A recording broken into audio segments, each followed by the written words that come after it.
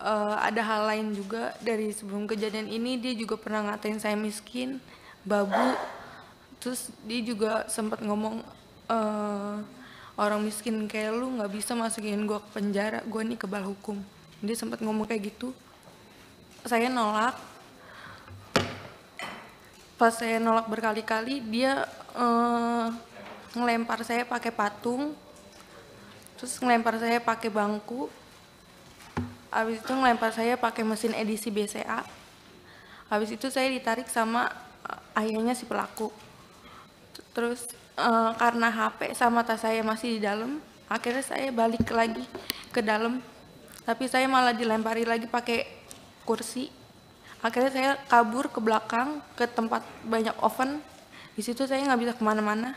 Akhirnya saya dilempari lagi pakai barang-barang. Terus yang endingnya di situ saya dilempar pakai loyang kue sampai kepala saya berdarah. Jadi berkali-kali itu Mbak ya? Iya. Dari jam 9 itu ya? Iya. Habis kejadian itu langsung lapor ke Polsek Cakung. Ke Polsek Cakung. Rawamangun dulu. Rawamangun. Iya, tapi di situ emang nggak bisa nanganin karena Kejadiannya di Cakung. Akhirnya dirujuk ke Cakung. Ya, di Cakung juga nggak bisa nanganin juga. Kenapa yang Rawamangun menolak? Apa alasannya waktu itu? Mungkin TKP-nya. TKP. Oke. Akhirnya saya disuruh ke Polres Jatinegara, Jakarta Timur. Ke Polres Jakarta Timur di Jatinegara. Iya. Itu hari itu juga, hari yang sama. Itu juga. Jadi hari itu Mbak bolak-balik ke 3 kantor polisi. Iya, di situ dia setiap ada info selalu ke rumah dan minta duit. Mama saya sampai jual motor. Jual motor? Iya. Motor satu-satunya. Ya Allah. Ada beberapa pertanyaan dari masyarakat masalah penanganan kepolisian. Itu sejak dilaporkan 18 Oktober ya. Ya. Dan tertangkap 16 Desember. Ya, kurang lebih 2 bulan.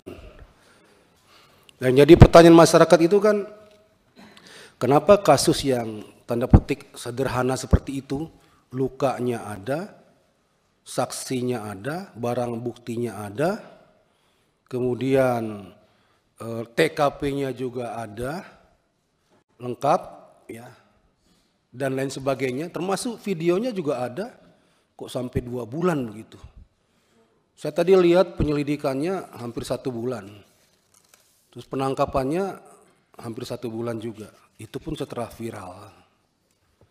Nah ini jadi catatan juga, seharusnya itu bisa lebih cepat lagi ya. Sampai muncul di media itu no viral, no justice. No viral, no attention, no justice. Nah, di macam-macam lagi istilahnya. Apa viral dulu baru kemudian cepat gerakannya. Ini juga pelajaran bagi kepolisian di tempat-tempat yang lain. Ya, apapun kasusnya, siapapun pelapornya, itu perlakuannya sama di muka hukum. Ya, Polri diberi negara, dikasih kewenangan, dikasih perlengkapan untuk penegakan hukum. Siapapun yang bermasalah dengan hukum, tidak pilih-pilih, kerjakan itu. Mungkin Mbak Dwi Ayu atau kuasa hukumnya, mana yang duluan, silakan disampaikan kronologisnya sejak awal, ya sejak awal sampai kejadian, sampai hari ini, penanganan hari ini. Tenang aja Mbak, ya kita jamin keamanan Anda. Ya, ya silakan Mbak Dwi. Assalamualaikum warahmatullahi wabarakatuh. Saya mau menceritakan tentang kejadian yang saya alami. Jadi posisinya saya kan lagi kerja. Tanggal berapa itu Mbak Dwi? Tanggal 17 Oktober jam 9 malam. Jam 9 malam 2024 ya, 17 Oktober 2024. Si pelaku dari luar masuk ke dalam toko, terus duduk di sofa, terus dia mesen GoFood. Setelah abang GoFoodnya datang, di situ dia nyuruh saya nganterin makanannya ke kamar pribadinya.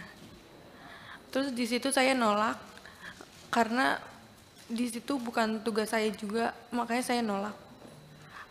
Ada hal lain juga dari sebelum kejadian ini, dia juga pernah ngatain saya miskin, babu. Terus dia juga sempat ngomong, orang miskin kayak lu nggak bisa masukin gue ke penjara, gue nih kebal hukum. Dia sempat ngomong kayak gitu. Terus saya di situ mau resign, tapi ditahan sama adiknya si pelaku. Akhirnya saya dan karyawan yang lain minta untuk bikin perjanjian kalau saya nggak mau nganterin makanan si pelaku lagi. Dari situ saya nolak. Pas saya nolak berkali-kali, dia ngelempar saya pakai patung, terus ngelempar saya pakai bangku. Habis itu ngelempar saya pakai mesin edisi BCA. Habis itu saya ditarik sama ayahnya si pelaku. Terus karena HP sama tas saya masih di dalam, akhirnya saya balik lagi ke dalam. Tapi saya malah dilempari lagi pakai kursi. Akhirnya saya kabur ke belakang ke tempat banyak oven. Di situ saya nggak bisa kemana-mana. Akhirnya saya dilempari lagi pakai barang-barang. Terus yang endingnya di situ saya dilempar pakai loyang kue sampai kepala saya berdarah. Jadi berkali-kali itu Mbak ya? Iya. Dari jam 9 itu ya? Iya. Pertama setelah dia minta Mbak Dwi mengantarkan makanan nggak mau, dia sudah melakukan melempar. Ya, waktu mau pulang dilempar lagi sampai kena. Itu kena semua itu ya? Kena semua ke badan saya semua. Ke badan. Oh, nggak ada yang nolong waktu itu? Nggak ada. Nggak ada. Teman-teman yang lain nggak ada ya di situ ya? Nggak ada, saya di situ cuma berdua sama teman saya satu. Oke. Oke, terus sampai akhirnya waktu mau ngambil handphone itu dilempar Mbak Dwi tersudut ya? Iya. Kena kepala itu ya? Kena kepala. Itu yang ada bocor di foto itu ya? Iya. Di situ ya? Nah, lantas apa yang terjadi Mbak? Terus di situ pas udah berdarah, tapi saya nggak tahu kalau di situ udah berdarah, tapi saya udah megangin kepala saya begini. Terus dia mungkin dia udah ngeliat duluan darah, terus dia kabur ke belakang, baru saya bisa kabur keluar toko. Yang dia ngomong apa, saya kebal hukum itu sebelum melakukan apa setelah melakukan? Itu dia kejadian sebelum ini. Jadi ada kejadian lain sebelum kejadian itu? Iya ada. Tanggal berapa kejadian yang lainnya Bu? Bulan September.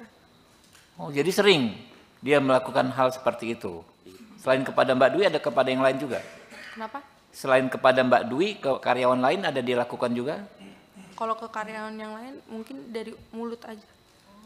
Omongan, verbal. Iya. Oke, tapi yang Mbak Dwi bulan September sudah pernah dilempar juga? Iya, tapi di situ dia lempar saya pakai tempat solasi, itu kena kaki saya. Kena kaki?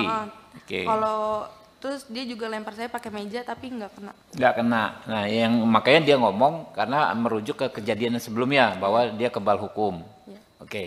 Sampai setelah berdarah, Mbak dibawa ke rumah sakit gitu? Ke klinik. Ke klinik penggilingan situ? Iya. Oke, lanjut. Abis kejadian itu langsung lapor ke Polsek Cakung. Ke Polsek Cakung. Rawamangun dulu. Rawamangun. Iya, tapi di situ emang nggak bisa nanganin karena. Oke, kejadiannya di Cakung. Akhirnya dirujuk ke Cakung. Di Cakung juga nggak bisa nanganin juga. Kenapa yang Rawamangun menolak? Apa alasannya waktu itu? Mungkin TKP-nya. TKP. Oke. akhirnya saya disuruh ke Polres Jatinegara, Jakarta Timur. Ke Polres Jakarta Timur di Jatinegara. Iya. Itu hari itu juga, hari yang sama. Itu juga. Jadi hari itu Mbak bolak-balik ke 3 kantor polisi. Iya. Diantar siapa? Teman-teman sama keluarga. Oke. 17 Oktober Mbak bolak-balik 3 kantor polisi. Akhirnya diterima di Polres Jakarta Timur di Jatinegara itu ya. Iya. Oke, lanjut. Paginya langsung visum. Terus Visum.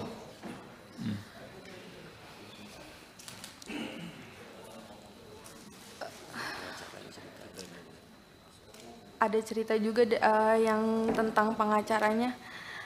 saya sempat dikirimin pengacara dari pihak pelaku.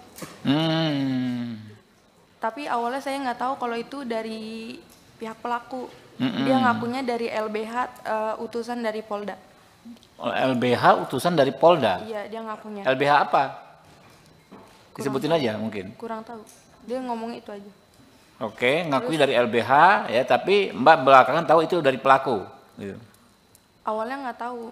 Oke. Terus pas pertemuan di Polres pengen BAP, di situ dia ngasih tahu kalau dia disuruh sama bos saya.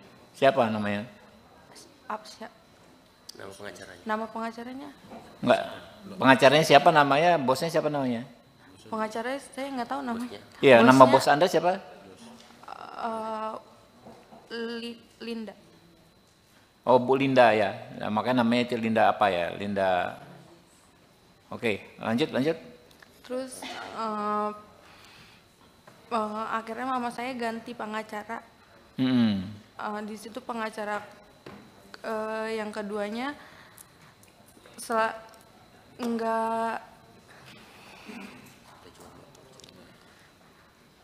kalau saya tanya tentang gimana kelanjutannya, dia selalu jawab sedang diproses. Ke si pengacara itu, yang dikirim si itu? Atau pengacara Yang lain kedua, berikutnya? yang Pengacara kedua? Iya. Sama juga dari Polda juga ngakunya, bukan? Bukan. Oke. Di situ dia setiap ada info selalu ke rumah dan minta duit. Mama saya sampai jual motor. Jual motor? Iya. Motor satu-satunya. Ya Allah. Oke, lanjut.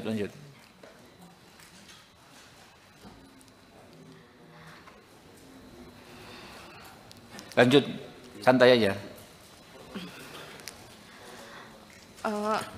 Abis jual motor itu saya tanya-tanyain, itu udah nggak ada nggak bisa dihubungin lagi. Pengacaranya hilang, ghosting lah. Ya. Tapi kami tidak bisa mengejas ataupun kami tidak bisa menentukan. Tega itu gitu kan. Kami akan melakukan pemeriksaan. Jadi kayak bukan manusia gitu loh. Yeah. Kami akan melakukan pemeriksaan psikologis yang bersangkutan.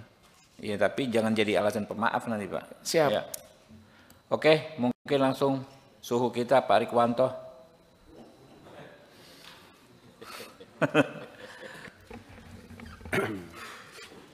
Terima kasih pimpinan.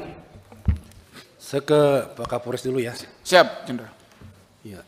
Pak Kapolres, terima kasih sudah ditangkap. Terima kasih sudah diusut tuntas pelakunya dengan gerak cepat. Saya lihat videonya di YouTube proses penangkapannya sampai saat ini sudah ditahan ya.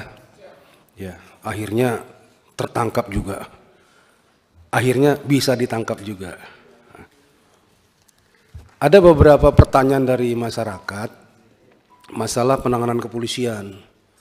Itu sejak dilaporkan 18 Oktober ya. Ya. Dan tertangkap 16 Desember. Ya, kurang lebih 2 bulan. Padahal itu penganiayaan kalau dikategorikan luka tadi itu ya, kategori yang ringan tapi bisa juga berat. Kalau dia pingsan dirawat jadi berat itu. Ya, tapi apapun yang terjadi dari videonya terlihat bahwasanya itu berat ya, karena dilempar pakai segala macam, kena badannya bahkan yang vital. Ya, bisa efeknya lebih jauh lagi kalau tidak dihentikan. Dan jadi pertanyaan masyarakat itu kan, kenapa kasus yang tanda petik sederhana seperti itu, lukanya ada, saksinya ada, barang buktinya ada, kemudian TKP-nya juga ada, lengkap, ya, dan lain sebagainya, termasuk videonya juga ada, kok sampai 2 bulan begitu. Saya tadi lihat penyelidikannya hampir 1 bulan, terus penangkapannya hampir 1 bulan juga, itu pun setelah viral. Nah ini jadi catatan juga, seharusnya itu bisa lebih cepat lagi ya. Kalau saya berpikir sebagai anggota Polri dahulu, kalau kita fokus kejadian itu langsung ditangani, 3 sampai seminggu itu, 3 hari sampai seminggu selesai itu. Ya, itu kasus nyata dan kelihatan dan terbuka. Tinggal gercepnya anggota itu. Nah ini jadi pertanyaan masyarakat juga, ya koreksi juga untuk kepolisian, terutama Jakarta Timur. Ya, jadi yang seperti itu seharusnya cepat geraknya. Sampai muncul di media itu no viral, no justice. No viral, no attention, no justice. Nah, di macam-macam lagi istilahnya. Apa viral dulu baru kemudian cepat gerakannya. Ini juga pelajaran bagi kepolisian di tempat-tempat yang lain. Ya, apapun kasusnya, siapapun pelapornya, itu perlakuannya sama di muka hukum.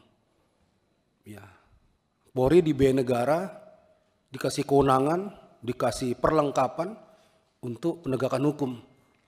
Siapapun yang bermasalah dengan hukum, tidak pilih-pilih, kerjakan itu. Ya. Namun demikian saya apresiasi sama Polres yang akhirnya bisa menangkap pelaku. Kalau masalah pelaku kemudian disinyalir, katanya ini ya, ada perkembangan pemikirannya agak terbelakang, itu jangan diterima mentah-mentah. Ya, harus diobservasi dulu kalau memang perlu. Di tempat yang ditentukan, baru disimpulkan oleh pihak yang punya keahlian tentang itu. Ya, kalau tidak, berlakukan dia seperti orang-orang atau pelaku atau tersangka pada umumnya. Ya, melakukan penganiayaan berat, ya hukumannya ada. Ini koreksi saja kepada Jakarta Timur dan kepada seluruhnya anggota kepolisian. Jangan pilih-pilih dalam menangani kasus, jangan nanti-nanti. Kalau prinsip saya itu makin cepat ditangani, makin cepat terungkap. Karena semuanya mesti segar. Terlalu lama makin kabur. Ada distorsi. Apalagi nanti ada yang datang, itu sahabat saya, itu teman saya. Tolong Pak dibantu. Nah itu lebih parah lagi nanti penyelesaiannya. Ya, kasihan korban ini. Apalagi sampai kehilangan motor ya, udah jatuh timpa tangga, ditipu pula. Ya barangkali Pak Polres berkenan mungkin itu motor yang hilang ya, supaya kembali lagi cari pelakunya atau bagaimana. Pak Kapolres ya, kasih tahu lagi anggotanya supaya lebih gigih lagi dalam rangka menangani kasus-kasus yang dilaporkan.